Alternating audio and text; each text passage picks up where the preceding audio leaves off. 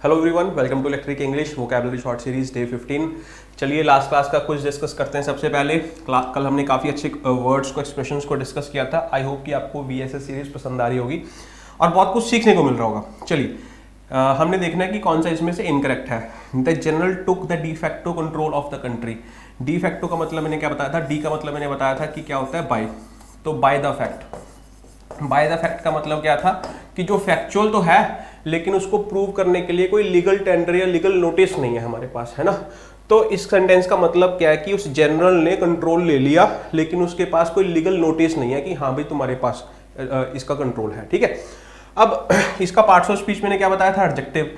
तो किसके लिए यूज हो रहा है, कंट्रोल के लिए। अब कंट्रोल वर्ब भी होती है, नाउन भी होता है। कैसे पता चलेगा, सेंटेंस के कंटेक्स्ट से।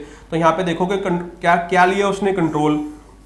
तो इसका मतलब टुक क्या है, वर्ब है। वर्ब का ये क्या बन गया, ऑब्जेक्ट। अगर ये ऑब्जेक्ट बन गया तो इसका पार्ट्स ऑफ स्पीच यहाँ पे क्या बन गया, नाउन। फेस की वैल्यू नहीं होती, फंक्शन की वैल्यू होती है। बहुत बार समझाया आपको।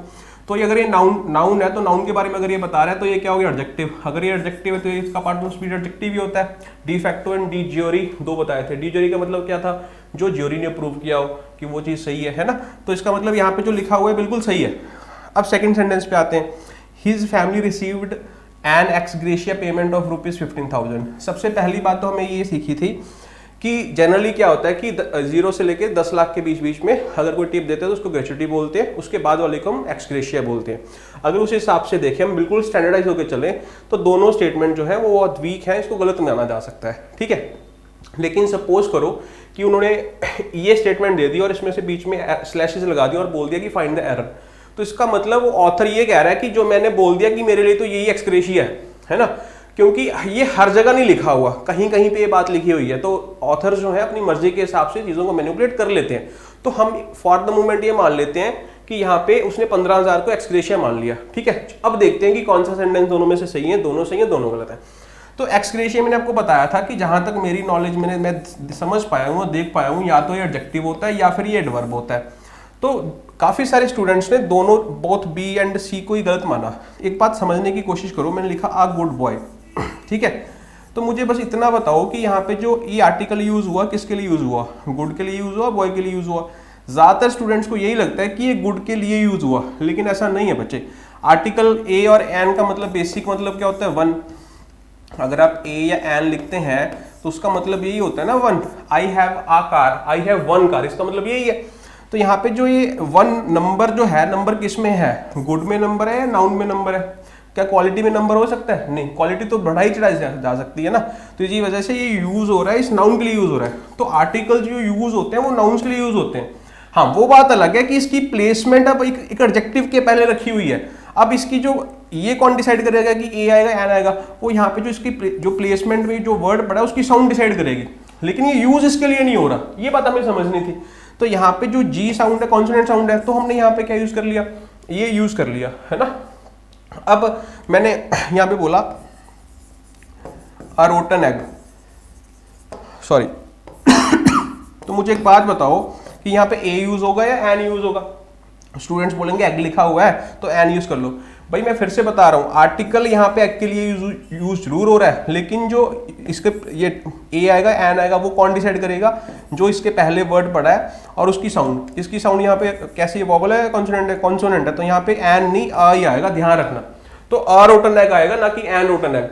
तो यहाँ पे जो ये एन यूज हुआ ना, ये एन यहाँ पे इस पेमेंट के लिए यूज हुआ और पेमेंट यहाँ पे एज अ नाउन का काम कर रही है क्योंकि इस वर्ब का ऑब्जेक्ट है। तो एक्स ग्रेशिया यहाँ पे क्या हो गया, एडजेक्टिव हो गया। तो इसका मतलब जो सेंटेंस लिखा हुआ बिल्कुल सही है। Third sentence, his family received an and. देखो एक तो ये टाइपिंग मिस्टेक ही है, दो एन डल गए। अगर मैं इसको एक को रिमूव भी कर देता हूँ तो ये जो एन यूज हो गया, ये एक्स ग्रेशिया के बाद यहाँ पे कुछ और नाउन नहीं लिखा हुआ क्योंकि ऑफ प्रेपोजिशन है और ये प्रेपोजिशन का अपना ऑब्जेक्ट हो गया क्योंकि नाउन लिखा हुआ है। लेकिन यहाँ पे देखोगे एन के बाद हमने इसी को ही नाउन कंसीडर कर लिया, इसी को ही ऑब्जेक्ट कंसीडर कर लिया। और मैंने आपको बताया कि ये नाउन तो नहीं है। अगर ये नाउन नहीं है तो इसका मतलब इसका प्रयोग इस सेंटेंस में गलत यूज हो गया। तो इसी वजह से हम इसको गलत मान लेंगे। आई होप समझ आ गया होगा। चलो, आज का जो हमारा वर्ड है ये काफ़ी इंपॉर्टेंट है। हाँ, और ये पीवाई की बुक में, CGL में, हर एग्जाम में पाया गया है। जो भी हम वर्ड्स कर रहे हैं वो बहुत इंपॉर्टेंट है। और जो भी हम यहाँ पे वर्ड्स डिस्कस कर रहे हैं वो रूट वर्ड्स के थ्रू या किसी कंटेक्स्ट के थ्रू करने की कोशिश कर रहे हैं। और यकीन मानिए कि आप जब एग्जाम में बैठेंगे, अगर इसका कोई सिमिलरिटी, इसकी फैमिली से भी कोई वर्ड आ गया तो आप इजीली उसको कर लेंगे, ठीक है।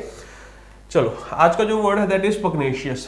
देखो सबसे पहले पग्नेशियस जो है जिसके पीछे भी ओ यू एस लगा होता है वो एडजेक्टिव होते हैं। सबसे पहले तो आपको ये समझना है, ठीक है। इतनी बात समझ आ गई कि ये एडजेक्टिव है, ठीक है भाई, समझ आ गया। अब यहाँ पे लिखा हुआ है पग्नेशियस, पग यहाँ पे देखो एक वर्ड लिखा हुआ है, तो ये हमारा एक रूट वर्ड होता है जिसका मतलब होता है टू फाइट, ठीक है, जिसका मतलब क्या होता है टू फाइट।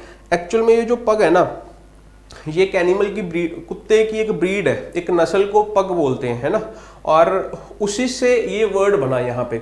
अब आप किसी डॉग को छेड़ोगे तो उसकी जो नेचर है वो काम है अग्रेसिव है, अग्रेसिव है ना, तो इसी वजह से यहाँ पे इस पग का मतलब भी क्या है, टू फाइट। बात समझ आ गई। ऑपोजिट क्या हो जाएगा, काम। तो काम तो नहीं होती उसकी नेचर, उसकी नेचर कैसी होती है, अग्रेसिव होती है, ठीक है। इतनी बात समझ आ गई। तो इसी वजह से पग का मतलब क्या हो गया, फाइट हो गया। पग्नेशियस का मतलब क्या हो गया कि कोई भी एक ऐसा व्यक्ति जिसकी नेचुरल टेंडेंसी जो है वो अग्रेसिव है, उसको थोड़ा सा भी छेड़ोगे वो काटने को आएगा, वो लड़ने को आएगा। तो इसी वजह से इसका जो मीनिंग है वो क्या है, having natural tendency to be aggressive, या फिर हैविंग अ क्वारलसम और अग्रेसिव नेचर। तो उस क्वालिटी को हम क्या कहते हैं, पग्नेशियस कहते हैं। इतनी बात क्लियर होगी। His pugnacious tone indicated that they were not about to laugh at all, है ना। उसकी टोन ने हमें बता दिया यार कि वो हंसने नहीं वाला, अब वो लड़ेगा, है ना। तो यहाँ पे देखोगे पग्नेशियस जो है एज एडजेक्टिव यूज हुआ किसके लिए, टोन के लिए। आई होप आपको ये बात समझ आ गई होगी। अगर आपको ये वर्ड नहीं याद हो रहा तो आप देखोगे यहाँ पे इसको रिलेट कर लो किसके साथ, पंगे के साथ, कि ये तो पंगेबाज है, ठीक है। तो जो इंसान पंगेबाज है उसकी नेचर कैसी होगी, अग्रेसिव होगी। तो पंगे से रिलेट कर सकते हो, पंगे से रिलेट करके याद कर सकते हो। निमोनिक्स है, मीनिंग एक्चुअल में नहीं है, मीनिंग जो है वो पग ही है, ठीक है। अब पग से कुछ और वर्ड देख लेते हैं। पग से मैंने बता दिया कि क्या है, फाइट करना है। अब पग्नेशियस का मतलब क्या है कि having natural tendency to be aggressive. और जो वो नेचुरल टेंडेंसी है या फिर वो जो अग्रेसिव नेचर है, उस नेचर को जो हमने नाम दिया उसको क्या नाम दे दिया, पग्नेसिटी। पग्नेसिटी, सटी है, पग्नेसिटी, ठीक है। तो सिटी नहीं सटी है, याद रखना, पग्नेसिटी, ठीक है। और ये नाउन है, तो उस नेचर को जो हमने नाम दे दिया, जो वो नेचर है जो किसी इंसान के अंदर है, ठीक है, तो उस नेचर को क्या बोलेंगे, पग्नेसिटी, ठीक है जी। अब नेक्स्ट है इम्पन। देखो यहाँ पे जो जी है ना ये साइलेंट है और ये वर्ब है, ध्यान रखना। ये एक कार्य करना है, एक्शन करना है, इम्पन बोलते हैं, इम्पन, इम्पन, ठीक है। जी साइलेंट है। इम्पन का मतलब क्या होता है, किसी चीज को चैलेंज करना कि ये तो गलत है, to challenge something as false.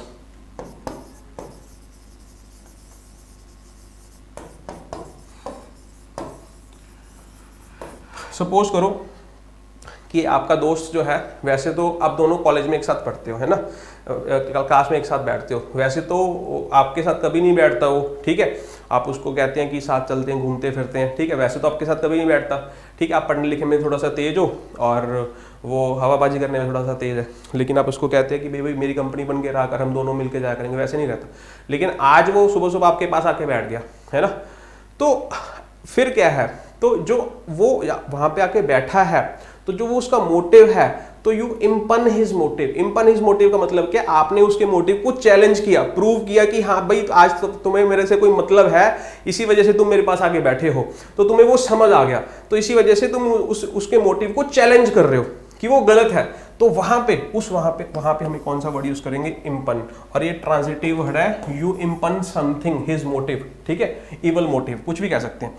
समझ आ गया जी। नेक्स्ट इज पगलिस्ट, पगलिस्ट नहीं, प्यूजिलिस्ट। तो इसकी प्रोनाउंसिएशन थोड़ी सी ट्रिकी है, वो अपने को ध्यान रखनी है। देखो प्यूजी, ठीक है, प्यूजी लिस्ट, पगलिस्ट नहीं है, प्यूजी लिस्ट, ठीक है, प्यूजी लिस्ट।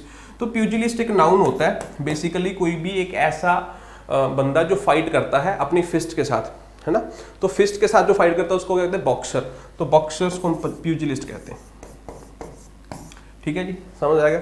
Next is repugnant. ये भी आपके पीवाई की बुक में बहुत बार एग्जाम में आ चुका है, पीवाई की बुक में भी है। रिपग्नेंट एक एडजेक्टिव है। इसका मतलब क्या है कि कोई भी चीज़, है ना, कोई चीज़ हो रही है, कोई वारदात हुई, ठीक है, और उससे आप ऑफेंड हो गए बहुत, आपके माइंड को वो चीज़ ऑफेंसिव लगी, ऑफेंसिव टू माइंड।